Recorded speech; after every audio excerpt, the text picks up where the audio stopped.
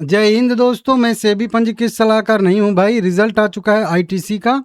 सारा रिजल्ट देखेंगे। Total value in crore में दी गई है भाई। इस बार जो कंपनी को टोटल इनकम हुआ है वो हुआ है लगभग कह लीजिए कि 30,100 करोड़ रुपए का।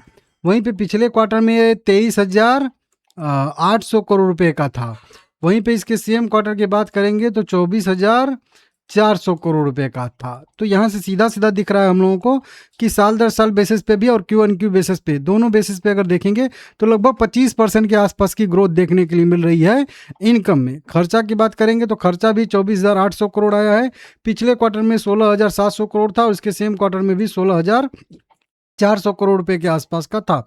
ऑपरेटिंग प्रॉफिट की बात करेंगे तो ऑपरेटिंग प्रॉफिट आ रहा है इसका 5,454 करोड़ रुपए का। पिछले क्वार्टर में 7,128 करोड़ था और इसके सेम क्वार्टर में 7,200 करोड़ रुपए था। तो यहाँ पे खर्चा इस बार ज़्यादा आया है कंपनी का, इसके वजह से इसका जो है ऑपरेटिंग प्रॉफिट पिछले दोनों क्वार्टर से कम हो गया है। वहीं पे अगर हम लोग टोटल अगर देखेंगे एक्सपेंसेस इसका net profit of the period की बात करेंगे तो प्रॉफिट टैक्स देने के बाद कंपनी के पास बचा है 4,500 करोड़ रुपए का।